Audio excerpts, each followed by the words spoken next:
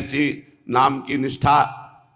जब मुलुकपति बादशाह ने ये दो बातें रखी, या तो तौबा या दंड, तो उन्होंने कहा शरीर को काट दिया जाए तो भी मैं तौबा नहीं बोलूंगा, क्योंकि मैं कोई अपराध नहीं कर रहा, भगवान का नाम जप कर रहा हूं। तो गुराई काजी ने दंड निश्चित किया, 22 बाजारों में कोड़े बेत मार मार करके इनको जान से मार दिया जाए। ऐसा ही किया गया, दरबार से शुरू किया गया बेत मारना, और 22 बाजारों में घुमा घुमा कर उनको खूब मारा। ऐसे कोमल शरीर पे जहां बेत पड़ते वहां की त्वचा नष्ट हो जाती और वो खून निकलता, वहीं और बेत मारते, क्योंकि जान से मारना था। उन्हें सभी बाजारों में घुमाया गया, शरीर रक्त से लथपथ हो गया, किंतु हरिदास जी के प्राण नहीं निकले। जल्लादों ने आश्चर्य प्रकट करते हुए कहा, महाशय ऐसा कठोर आदमी तो हमने आज तक एक भी नहीं देखा। प्रायः 10-20 ही बेतों में मनुष्य मर जाता है, कोई कोई 10-5 बेत लगने पर बेहोश हो जाता है। इनकी पीठ पे तो असंख्यों बेत मारे, लेकिन ना ये बेहोश हुए और आह तक नहीं की। यदि इनके प्राण ना निकले तो हमको प्राण दंड दिया जाएगा। हमें मालूम पड़ता है कि जिसका ये नाम उच्चारण कर रहे हैं उसी का ये प्रभाव है। इतने भारी दुख से हरिदास जी को तनिक भी वेदना प्रतीत नहीं हुई। दयालु हरिदास जी उस समय अपने दंड देने वाले और दिलाने वाले के लिए भगवान से प्रार्थना कर रहे थे कि भगवान इन्हें क्षमा कर देना। ये अज्ञानी है, इन भूले भटके जीवों के अपराध को भगवान क्षमा कर दें।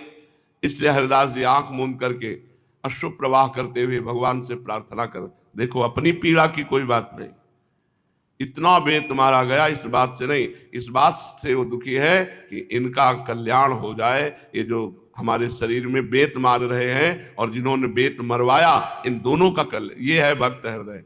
करत जे अनसहन निंदक तिनहु पे अनुग्रह कियो। जो अपराध करते हैं, जो निंदा करते हैं, जो मारते पीटते हैं, उनका भी कल्याण भक्त के द्वारा होता है।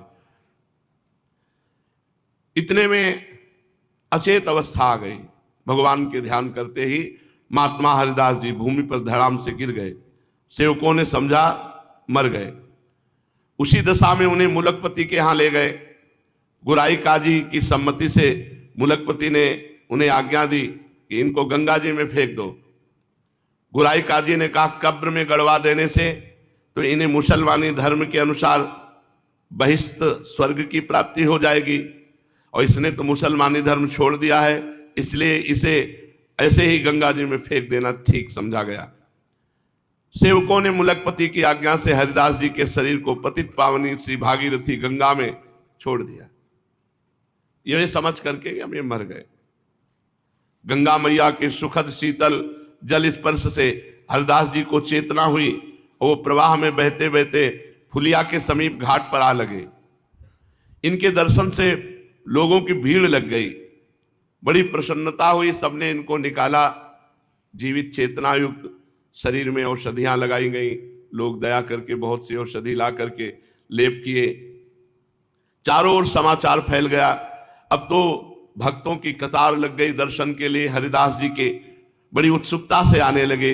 जो भी सुनता वहीं इनके पास दौड़ा चला आता। दूर दूर से लोग आए। ये खबर बादशाह को भी पहुंची, गुराई काजी को भी पहुंची। अब तो आश्चर्यचकित हो गए कि मरा मानकर गंगा में फेंक दिया, फिर भी स्वस्थ और जिंदा। स्वस्थ हो गए हरिदास जी और जीवित। मुलुकपति और गुराई काजी जब ये बात सुनी तो पसीज उठा। उसको लगा ये महापुरुष है। इस दृढ़ प्रतिज्ञ महापुरुष के प्रति उनके हृदय में बड़ी श्रद्धा का भाव उत्पन्न हो गया। बादशाह के हृदय में वे भी हरिदास जी के दर्शन करने के लिए फुलियाए बादशाह, और बड़ी नम्रता के साथ प्रार्थना की, महाशय मैं क्षमा चाहता हूं, मैं मजबूर था, काजी के कहने के कारण मैंने आपको दंड दिया, इसलिए मैं क्षमा मांगने आया हूं। देख लो, बादशाह क्षमा मांग रहा है। मैं आपके प्रभाव को नहीं जानता था, मेरे अपराध को क्षमा कीजिए। अब आप प्रसन्नता पूर्वक खूब हरि नाम जप कीजिए। आज के बाद कभी कोई भी विघ्न नहीं पड़ेगा, कोई भी आपकी रोक टोक नहीं। देखो, ये भगवान की लीला थी, इतना करवाना था, नहीं तो वो यही बादशाह की पहले बुद्धि बदल देते। ये भगवान की लीला थी। हरिदास जी ने नम्रता पूर्वक कहा, महाशय, बादशाह से कहा, महाशय, इसमें आपका अपराध ही क्या है? मनुष्य अपने कर्मों के ही अनुसार दुख सुख भोगता है, दूसरे मनुष्य तो निमित्त मात्र है। अगर कोई हमें मारता है, गाली देता है, तो हमारे ही कर्मों का फल है, वो निमित्त मात्र बेचारा केवल बन गया। मेरे कर्म ही ऐसे होंगे, आप किसी बात की चिंता न करें, मेरे मन में आपके प्रति तनिक भी रोष नहीं है। हरिदास जी की ऐसी सरल और निष्कपट बात सुनकर मुलकपति बादशाह को बड़ा आनंद हुआ। वो इनके चरणों में प्रणाम करके चला गया। फुलिया ग्राम के और भी वैष्णव ब्राह्मण आ करके हरिदास जी की ऐसी अवस्था देखकर दुख प्रकाशित करने लगे। कोई कोई तो उनके घावों को देखकर फूट फूट कर रोने लगा। इस पर हरिदास जी ने उन ब्राह्मण और वैष्णवों से कहा, आप लोग सभी धर्मात्मा हैं, शास्त्रों के मर्म को भली भांति जानते हैं। बिना पूर्व कर्मों के दुख सुख की प्राप्ति नहीं होती। मैंने इन कानों से भगवान नाम की निंदा सुनी थी, उसी का भगवान ने मुझे फल दिया। आप लोग किसी प्रकार की चिंता न करें, ये दुख तो शरीर को हुआ है, मुझे तो इसका तनिक भी क्लेश प्रतीत नहीं होता। बस भगवान नाम का स्मरण बना रहे, यही आप सब मुझे आशीर्वाद दीजिए, क्योंकि भगवान नाम स्मरण सब सुखों का सुख है। जिस क्षण भगवान नाम का स्मरण ना हो, वही सबसे बड़ा दुख है। भगवान नाम का स्मरण होता रहे तो शरीर की चाहे कितनी भी क्लेश भरी स्थिति हो, वो सुखमय ही है। ध्यान दीजिए, यदि भगवान नाम जब चल रहा है तो शरीर का चाहे जितना कष्टमय रोग हो, कष्टमय परिस्थिति हो, उसे सुख ही का अनुभव होगा, दुख का अनुभव नहीं। और भगवान नाम नहीं तो चाहे जितना सुख संसारिक एकत्रित कर लो, चिंता भय शोक दुख ये बना ही रहेगा। इनके ऐसे उत्तर से सभी ब्राह्मण वैष्णव संतुष्ट हुए और इनकी आज्ञा लेकर अपने अपने घरों को चले गए। इस प्रकार हरिदास जी भगवती भागीरथी के तट पर फुलिया ग्राम के समीप ही रहने लगे। वहां उन्हें सब प्रकार की सुविधाएं थी। शांतिपुर में अद्वैताचार्य जी के समीप प्राय नित्य ही जाते। आचार्य इन्हें पुत्र की भांति प्यार करते और ये उन्हें पिता से बढ़कर मानते। फुलिया के सभी ब्राह्मण वैष्णव धनी मानी पुरुष हरिदास जी का आदर सत्कार करते थे।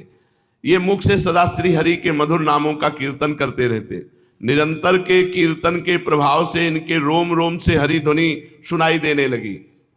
भगवान की लीलाओं को सुनते ही ये मूर्छित हो जाते और एक साथ ही इनके शरीर में सभी सात्विक भाव उदय हो उठते। हरिदास जी स्वस्थ हो चुके थे। एक दिन की बात है कि ये अपनी कुटिया से कहीं जा रहे थे तो रास्ते में इन्हें मंजीरा मृदंग की आवाज सुनाई दी। तो श्री कृष्ण कीर्तन समझकर ये उसी ओर चल पड़े। उस समय डंक नाम की जाति के लोग मृदंग मंजीरा बजाकर नृत्य किया करते थे और नृत्य के साथ में हरि लीलाओं का कीर्तन किया करते थे। उस समय भी कोई डंक नृत्य कर रहा था। जब हरिदास जी पहुंचे तब डंक भगवान की कालीय दमन की लीला का पद गा रहा था। भगवान ने जैसे कालिया को दमन किया, वो पद गा रहा था। डंक का स्वर कोमल था, नृत्य में वो प्रवीण था और गाने में उसे अच्छा अभ्यास था। वो बड़े ही लय के साथ यशोदा और नंद के विलाप का वर्णन करने लगा। जब भगवान गेंद के बहाने काली दह में कूद पड़े, इस बात को सुनकर नंद यशोदा तथा सभी ब्रजवासी वहां आ गए। बाल कृष्ण अपने कोमल चरण कमलों को कालिया नाग के फणों के ऊपर रखे हुए उसी अपनी ललित त्रिभंगी गति से खड़े हुए मुरली बजा रहे हैं और नाग जोरों से फुंकार मारता है। उसकी फुंकार के साथ मुरारी धीरे धीरे नृत्य करते हैं। यशोदा जी ऐसी दशा देखकर बहुत दुखी हो रही हैं। उस पद में ये भाव था। वो चारों ओर लोगों को कातर दृष्टि से देख रही हैं कि मेरे लाल को कोई कालिया के मुख से छुड़ा ले। नंद बाबा अलग आंसू बहा रहे हैं। इस भाव को सुनते ही जहां इस पद को हरिदास जी ने सुना, हुंकार मारा, मूर्छित होकर पृथ्वी पर गिर पड़े। उस डंक ने देखा कि इनके तो भागवतिक सात्विक भाव प्रकट हो रहे हैं, ये तो महापुरुष हैं। उसने गायन और नृत्य बंद कर दिया और इनके पद की धूलि को मस्तक पर चढ़ाकर स्तुति की। अब तो बहुत से भक्तों ने हरिदास जी के चरणों के नीचे की धूलि को लेकर सिर पर चढ़ाया। वहीं एक मान लोलुप ब्राह्मण था। जब उसने देखा केवल गिरकर मूर्छित हो जाने से लोग पूजा करने लगते हैं, तो अब डंक ने फिर पद गायन शुरू किया। तो उसने ब्राह्मण ने सोचा कि इस समय हम भी मूर्छित हो जाएंगे तो सब लोग हमारे पैर छुएंगे और हमारे को बहुत बड़ा, वो झूठ मूठ का हुंकार मारा और पृथ्वी पे गिर गया। जैसे हरिदास जी ने, अब डंक तो पहचानता था असलियत और नकली पने को, जे भी वो गिरे तो डंक गया, और जिससे ढोल बजाता था उसी डंडे से 10-20 डंडे मारे, सोई उठ गया और हाय हाय करके भागने लगे। तो पृथ्वी पर अचेत होने का जो नाटक कर रहा था, उसके जे भी डंडे पड़े सोई भाग गया, वो दम्भी था। तो फिर उस डंक ने सबसे कहा कि हरिदास जी निरंतर भगवान नाम जपने के प्रभाव से शुद्ध सात्विक अष्ट सात्विक भावों को प्राप्त हो चुके, और ये तो नाटक कर रहा था। हरिदास जी परम भगवत भक्त हैं, उनके शरीर में सचमुच सात्विक भावों का उदय हुआ था, और ये ब्राह्मण तो दम्भी था, केवल अपनी प्रशंसा के निमित्त इसने ऐसा ढोंग बनाया था, इसलिए मैंने उसकी स्तुति ना करके डंडे से पीटा। ढोंग सब जगह थोड़ी चलता है, ढोंग तो केवल मूर्खों में ही काम देता है, और जहां विद्वान बुद्धिमान हुए उनके सामने कलई खुली तो उनके ढोंग का भंडा फोड़ हो जाता है।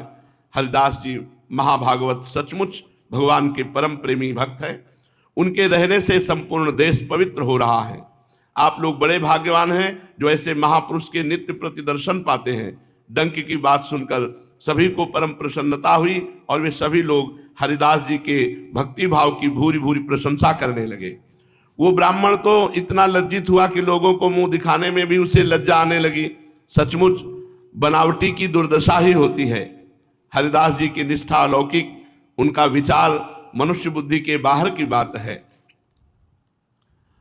शोक और मोह का कारण है प्राणियों में विभिन्न भावों का अध्यारोप। जब मनुष्य एक को तो अपना सुख देने वाला प्यारा सुहृद समझता है, और दूसरे को दुख देने वाला शत्रु समझकर उससे द्वेष करने लगता है, तब उसके हृदय में शोक और मोह का उदय होना अवश्यंभावी है। जिस समय सभी प्राणियों में वो उसी एक अखंड सत्ता का अनुभव करने लगेगा, जब प्राणी मात्र को प्रभु का स्वरूप समझकर महान भाव से प्यार करने लगेगा, तब उस साधक के हृदय में न कभी मोह होगा न कभी शोक होगा। मोह शोक तभी होता है जब एक को अपना और एक दूसरे को पराया माना जाता है। साधक सदा प्रसन्न रहता है, भगवान नाम का स्मरण चिंतन करता रहता है। ऐसे संत का ना तो कोई संसार में मित्र होता है और न कोई शत्रु होता है।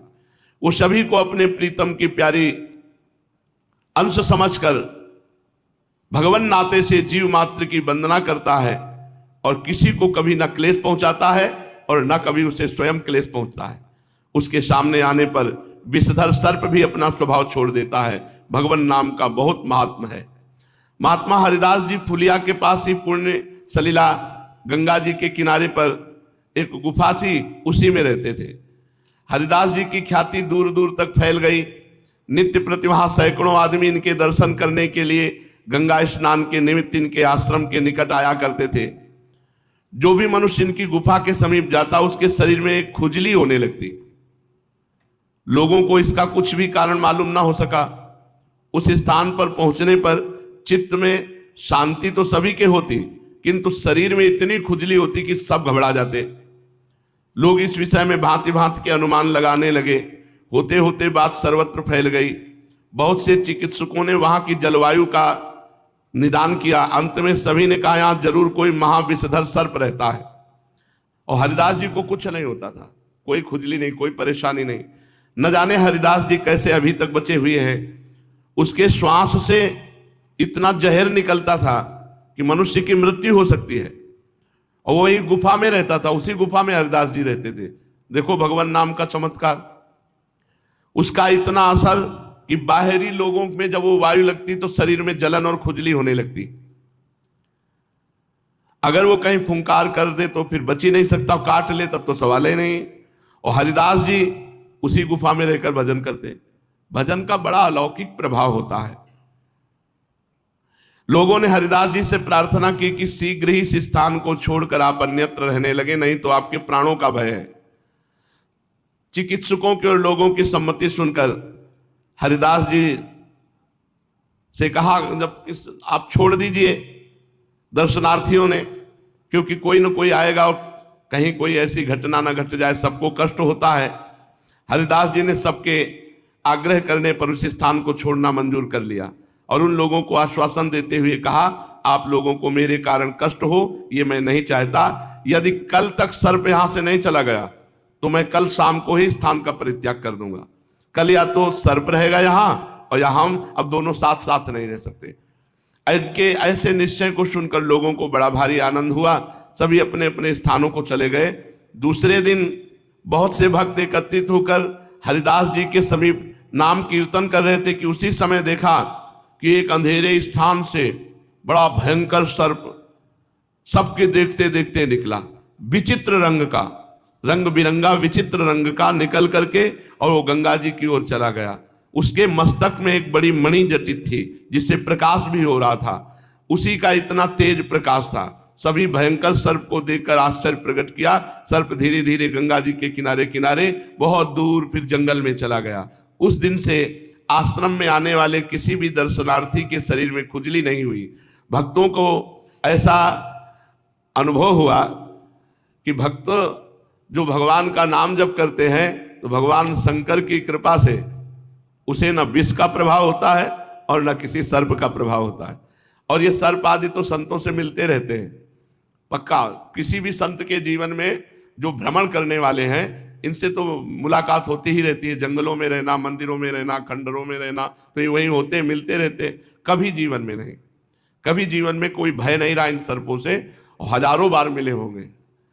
यहाँ हितधाम में भी छाती से चढ़ के काला सर्प निकला तो हमने कहा कल से वह बाहर नहीं लेटेंगे, जमीन में लेटते थे। तो अंदर गए तो देखा आसन में बैठा है। तो हम कहा भगवान भजन करना है, आप भजन करोगे तो फिर कैसे, आप लिख लो।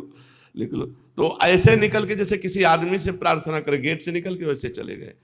बहुत भगवान की कृपा रहती। भगवान का भजन करने वालों को ऐसा नहीं कोई कि सांप बिच्छू सहज में काट ले या ऐसे कष्ट दे दे।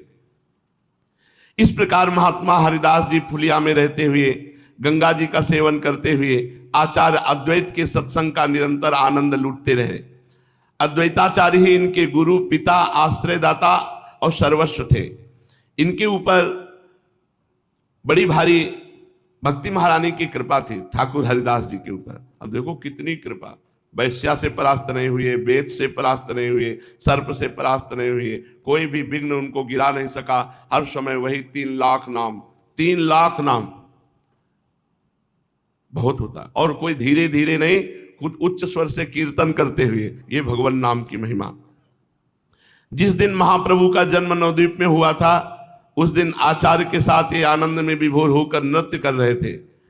आचार्य का कहना था जगन्नाथ मिश्र का ये पुत्र गौरांग रूप से जनोद्धार तथा संपूर्ण देश में श्री कृष्ण कीर्तन का प्रचार करेंगे। आचार्य के वचनों पर हरिदास जी को पूर्ण विश्वास था, इसलिए वे भी गौरांग महाप्रभु के प्रकाश की प्रतीक्षा में निरंतर श्री कृष्ण कीर्तन करते हुए काल यापन करने लगे। उस समय सप्तग्राम में हिरण्य और गोवर्धन मजूमदार नाम के 2 धनी जमींदार भाई निवास करते थे। उनके कुल पुरोहित परम वैष्णव शास्त्रवेत्ता पंडित बलराम आचार्य थे। आचार्य महाशय वैष्णवों का बड़ा ही आदर सत्कार किया करते थे। अद्वैताचार्य जी से उनकी अत्यंत ही घनिष्ठता थी। दोनों ही विद्वान थे, कुलीन थे, भगवत भक्त और देश काल के मर्मज्ञ थे। इसी कारण हरिदास जी भी कभी कभी सप्तग्राम में जाकर बलराम आचार्य के यहाँ रहते थे। आचार्य इनकी नाम निष्ठा और भगवत भक्ति देखकर बहुत प्रसन्न होते और सदा इन्हें पुत्र की भांति प्यार किया करते थे। गोवर्धन मजूमदार के पुत्र रघुनाथ दास जब पढ़ने के लिए आचार्य के यहाँ आते थे तो हरिदास जी को सदा नाम जप करते ही पाते, इसलिए मन ही मन इनके प्रति बड़ी श्रद्धा रखने लगे। एक दिन आचार्य इन्हें मजूमदार की सभा में ले गए। मजूमदार महाशय अपने कुल गुरु के चरणों में अत्यंत श्रद्धा रखते थे, वैष्णव भक्तों का भी यथेष्ट आदर करते थे। अपने कुल गुरु के साथ हरिदास जी को आया देखकर हिरण्य और गोवर्धन दोनों भाइयों ने आचार्य के सहित हरिदास जी की उठकर अभ्यर्चना की और शिष्टाचार प्रदर्शित करते हुए उन्हें बैठने के लिए सुंदर आसन दिया। और हरिदास जी के मुख से बिना रुके जोर जोर से मंत्र चल रहा था, हरे राम राम राम हरे हरे, हरे कृष्ण कृष्ण कृष्ण हरे हरे। सभी के सभी लोग संभ्रम भाव से इन्हीं की ओर एकटक भाव से देख रहे थे। इनके निरंतर नाम जप को देखकर उन दोनों जमींदार भाइयों को इनके प्रति स्वाभाविक बड़ी श्रद्धा हुई। उनके दरबार में बहुत से और भी पंडित के निरंतर नाम जप को देखकर उन दोनों जमींदार भाइयों को इनके प्रति स्वाभाविक